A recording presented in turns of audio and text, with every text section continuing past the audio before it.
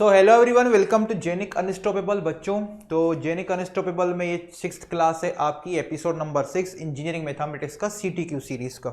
Okay, तो last जो class थी उसमें हमने इनवर्स के कुछ क्वेश्चंस किए थे। दो मैंने आपको इनवर्स के क्वेश्चंस करवाए थे, उसमें सारी चीजें हमने क्लियर की थी। एडजॉइंट कैसे निकलता है, डिटरमिनेंट कैसे निकलता है, कोफैक्टर मैट्रिक्स क्या होता है, माइनर कैसे निकलते हैं।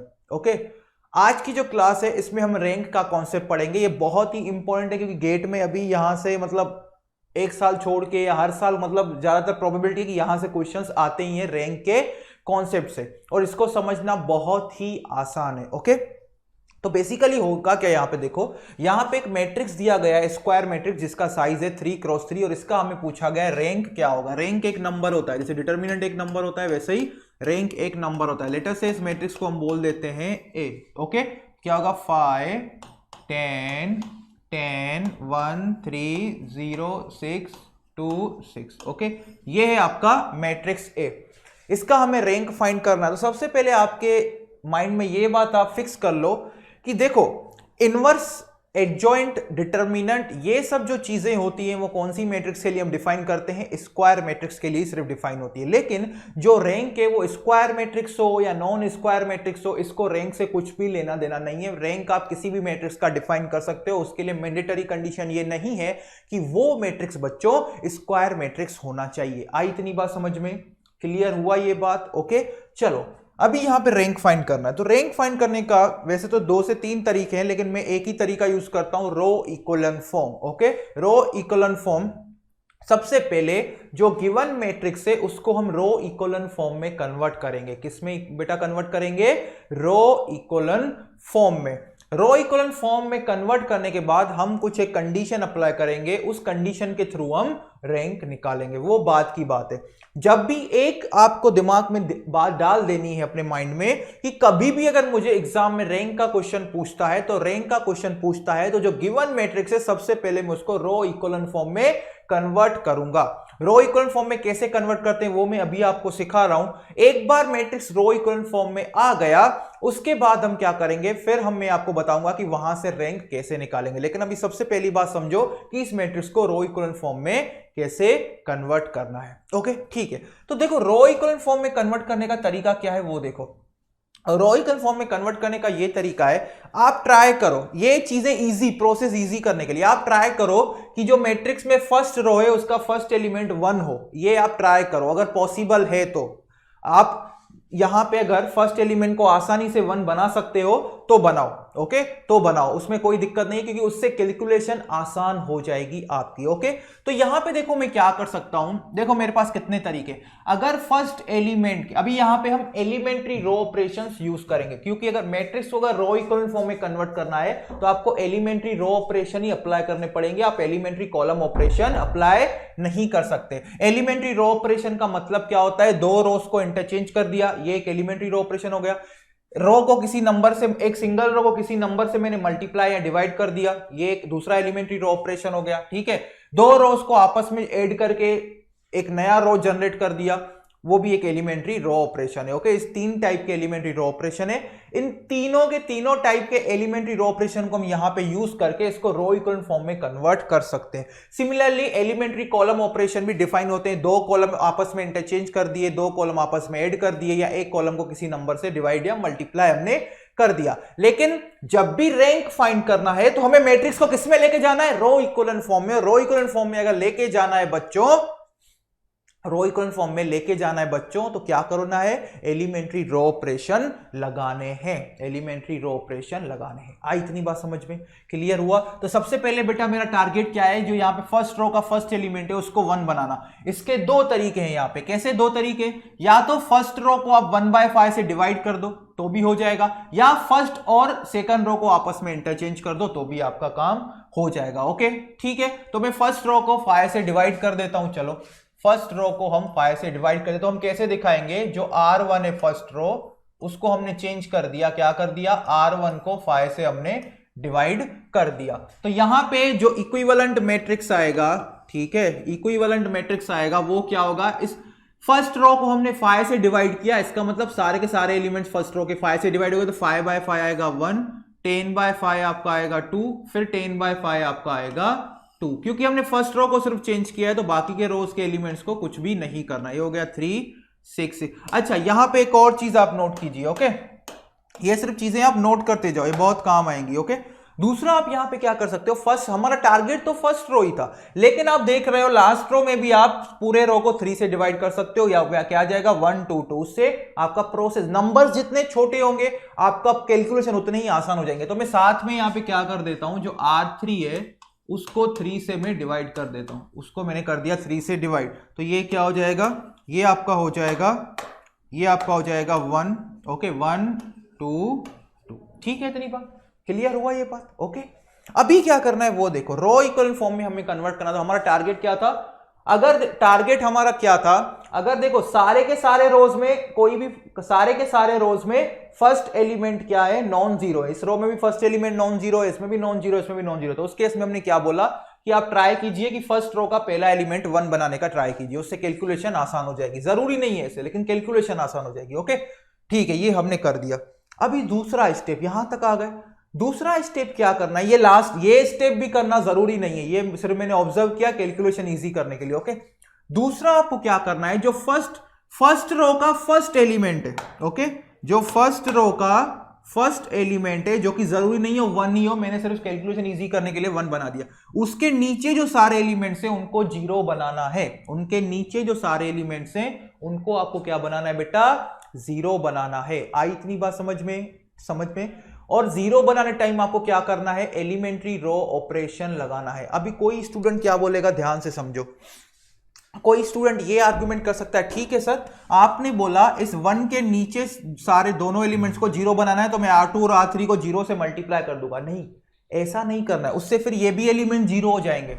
मेरा पहला इनिशियली टारगेट है सिर्फ इन एलिमेंट्स को 0 बनाना। फिर यहां पे क्या होगा, ये बात की बात है, मेरा पहला टारगेट है इन एलिमेंट्स को क्या बनाना, 0 बनाना। तो मैं यहां पे क्या यूज करूंगा, एक एलिमेंट्री रो ऑपरेशन मैंने यहां पे अप्लाई किया, अभी दूसरा एलिमेंट्री रो मैंने ऑपरेशन यहां पे अप्लाई करूंगा। देखो कैसे, मुझे इस 1 को 0 बनाना है, तो इस 1 में से अगर ये 1 सब्ट्रैक्ट कर दूं तो 0 हो जाएगा। इसका मतलब मैं R2 को चेंज करूंगा।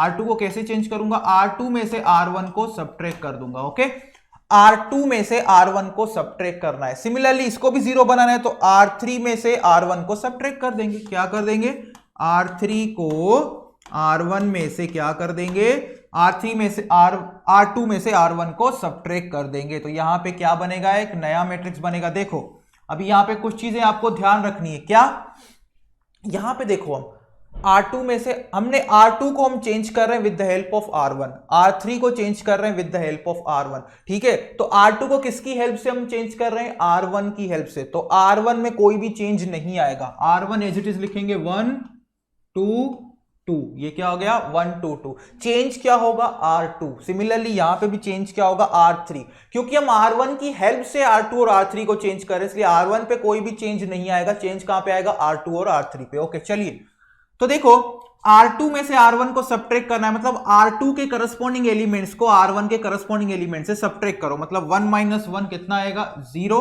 0 - 2 कितना आएगा, -2, 2 - 2 कितना आएगा, ये आपका आएगा 0। ये कितना आएगा, 0। फिर R3, 1 - 1 0, 2 - 2 0, ये भी आ गया यहां पे 2 - 2 0। ठीक है, आई इतनी बात समझ में, क्लियर हुआ ये बात। ओके, यहां तक हम पहुंच गए। ओके, यहां तक हमारा मैट्रिक्स आ गया। अभी देखो रो इक्विवेलेंट फॉर्म में कन्वर्ट करने के लिए हमारा पहला स्टेप क्या था, जो फर्स्ट रो का जो फर्स्ट नॉन जीरो एलिमेंट होगा, जो कि यहां पे 1 हमने बनाया, या 5 भी आप ले सकते हो। ओके, तो बेसिकली आइडिया क्या है वो समझो। फर्स्ट रो में जो पहला नॉन जीरो एलिमेंट था उसके नीचे मैंने सारे जीरोस बना दिए। ओके, अभी क्या करना, ये इतना हो गया। अभी सेकंड रो को पकड़ो। सेकंड रो में जो फर्स्ट नॉन जीरो एलिमेंट है उसके नीचे सारे जीरो बनाओ। तो यहां पे तो बनाने की जरूरत ही नहीं है, ऑलरेडी इस स्टेप से, इस कन्वर्जन से। ओके, यहां पे देखो जो सेकंड रो का फर्स्ट नॉन जीरो एलिमेंट है उसके नीचे ऑलरेडी 0 बन गया है। तो ये मैट्रिक्स क्या है बेटा, ये मैट्रिक्स रो इक्विवेलेंट फॉर्म में कन्वर्ट हो गया है। अभी लास्ट रो को एज इट इज रख देंगे। ओके ठीक है, हमारा टारगेट क्या था, पहले फर्स्ट रो में जो पहला नॉन जीरो एलिमेंट है उसके नीचे सारे 0 बनाओ। सेकंड रो में जो पहला नॉन जीरो एलिमेंट है ये वाला, उसके नीचे सारे एलिमेंट 0 बनाओ, जो कि यहां पे एक ही एलिमेंट है वो 0 है। ओके और थर्ड रो में फिर कुछ भी हो, हमें कुछ भी मैटर नहीं करता है। ओके ये अपना रो इक्विवेलेंट फॉर्म में आ गया। लेकिन अगर 4x4 मैट्रिक्स होता तो फिर हम क्या देखते, -2 के नीचे सारे जीरो बनाए, फिर थर्ड रो में जो फर्स्ट नॉन जीरो एलिमेंट होता उसके नीचे सारे जीरो बनाए। ओके तो ये मैट्रिक्स आपका रो इक्विवेलेंट फॉर्म में आ चुका है। तो रो इक्विवेलेंट फॉर्म में मैट्रिक्स कन्वर्ट कर दिया, इसका मतलब आप यहां पे देख सकते हो हमने मैट्रिक्स को क्या कर, रो इक्विवेलेंट फॉर्म में मैट्रिक्स को कन्वर्ट करना मतलब मैट्रिक्स को अपर ट्रायंगुलर बनाना, मतलब मैट्रिक्स को अपर ट्रायंगुलर बनाना। अगर ये स्क्वायर मैट्रिक्स है तो मैं बोलूं अगर एक स्क्वायर मैट्रिक्स है उसको आपने रो इक्विवेलेंट फॉर्म में कन्वर्ट कर दिया तो वो कैसा दिखेगा, as a upper triangular matrix. ये बात आई समझ में, क्लियर हुआ ये बात। ओके यहां पे एक चीज और नोट कीजिएगा जो कि नेसेसरी कंडीशन है रो इक्विवेलेंट, अगर कोई भी मैट्रिक्स, यहां पे देखो कोई भी मैट्रिक्स रो इक्विवेलेंट फॉर्म में कन्वर्ट, अगर कोई भी मैट्रिक्स एक रो इक्विवेलेंट फॉर्म में है तो वो ये दो कंडीशन हमेशा सेटिस्फाई करेगा। क्या, पहली कंडीशन, अगर कोई भी इंटायर जीरो रो है वो हमेशा लास्ट में होगा। देखो यहां पे एक रो है ना जो कि कंप्लीट जीरो रो है, यहां पे दिख रहा है, यहां पे एक इंटायर रो जीरो रो है, मतलब एक कंप्लीट इंटायर जीरो रो का मतलब होता है कि उसमें सारे के सारे एलिमेंट्स जीरो होंगे। तो अगर आपका मैट्रिक्स रो इक्विवेलेंट फॉर्म में है तो उसमें जो इंटायर जीरो रो होगा या सिंपली जिसको हम जीरो रो बोलते हैं वो हमेशा लास्ट रो होगा, जैसे कि यहां पे आपको दिख रहा है थर्ड रो। ये बात आई समझ में, क्लियर। दूसरी कंडीशन ये होती है कि आपके पास जो यहां पे मैट्रिक्स दिया गया है इसमें जो नंबर ऑफ जीरोस होंगे before the non zero element in the lower row, ऐसा हम बोल सकते हैं। ओके या इन दी सेकंड रो, ऐसा बोलो इन दी सेकंड रो। ओके अभी इन दो रोज को कंपेयर करते हैं, इन दो रोज को अगर कंपेयर करोगे तो ये हमारे लिए फर्स्ट रो है, ये हमारे लिए सेकंड रो है। ओके ठीक है, तो रो इक्विवेलेंट फॉर्म में अगर मैट्रिक्स है तो number of zeros before the non zero element ज्यादा होंगे compare to first row. Okay I इतनी बात समझ में, क्लियर हुआ ये बात। ओके या तो इसको अपर रो बोल दो या तो इसको लोअर रो बोल दो, ऐसे भी आप बोल सकते हो। तो यहां पे देखो number of zeros before the non zero element कितना है 1, और यहां पे number of zeros before the non zero element कितना है, एक भी नहीं, मतलब रो इक्विवेलेंट फॉर्म में ऐसा ही चाहिए, कंडीशन सेटिस्फाई होनी चाहिए तो ही आपका मैट्रिक्स रो इक्विवेलेंट फॉर्म में होगा। और ये कंडीशन तब सेटिस्फाई करेगा मैट्रिक्स जब आप जो मैंने आपको टेक्निक्स बताई उस टेक्निक से अगर मैट्रिक्स को कन्वर्ट करोगे तो फाइनल जो रो इक्विवेलेंट फॉर्म में मैट्रिक्स आएगा वहां पे क्रॉस चेक कर लेना कि ये कंडीशन सेटिस्फाई हो रही है या नहीं हो रही। तो फर्स्ट कंडीशन क्या थी, अगर आपका मैट्रिक्स है उसमें कोई भी एक इंटायर जीरो रो है तो वो हमेशा कहां पे होगा, लास्ट में। फिर आपका दूसरा कंडीशन क्या होना चाहिए, अगर आप दो रोज को कंपेयर कर रहे हो तो यहां पे देखो जो नीचे वाली रो है इसमें number of zeros before the zero element ज्यादा होंगे कंपेयर टू ऊपर वाली रो। अभी इन दो रोज को कंपेयर करोगे तो ये मेरा ऊपर वाला रो हो गया, ये मेरा नीचे वाला रो हो गया। तो नीचे वाले रो में जो नंबर ऑफ जीरोस होंगे before the non zero element वो ज्यादा होंगे कंपेयर टू ऊपर वाले रो में। यहां पे दिख रहा है, यहां पे तो एक है, यहां पे तो कितने आ गए, 3 आ गए। तो ये कंडीशन आपको सेटिस्फाई करवानी है तो आप बोल सकते हो ये मैट्रिक्स क्या है बेटा, रो इक्विवेलेंट फॉर्म में है। ये बात आई समझ में। और जो वो कंडीशन थी ना कि number of zeros before the non zero element ज्यादा होनी चाहिए लोअर रो में कंपेयर टू अपर रो, वो सारे रोज में आपको कंपेयर करना है। 1 और 2 में कंपेयर किया, फिर 2 और 3 में कंपेयर किया, ऐसे। ओके 1 और 2 में, फिर 2 और 3 में, ऐसे सारे रोज को एक साथ आपको कंपेयर करना है और चेक करना है कि कंडीशन सेटिस्फाई हो रही है या नहीं हो रही है। अगर इन फर्स्ट 2 रोज में वो कंडीशन सेटिस्फाई हो रही है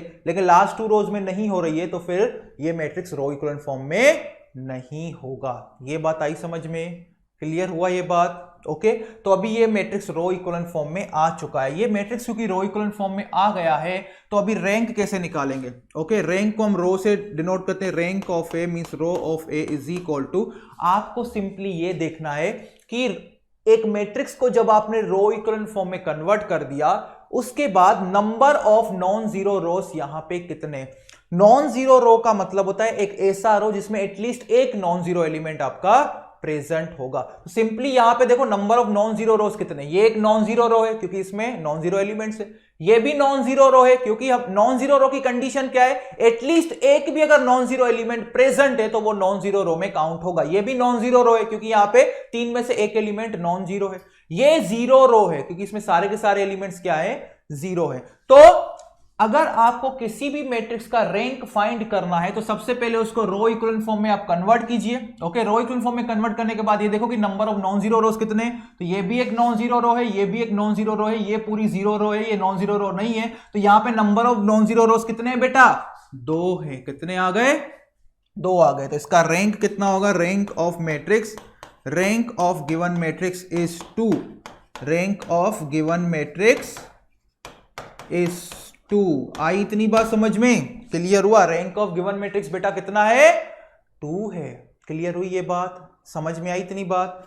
ओके, तो इस सेशन में बेटा हम इतना ही रखते हैं। आई होप आप इस कॉन्सेप्ट को अच्छे से एब्जॉर्ब कर लो।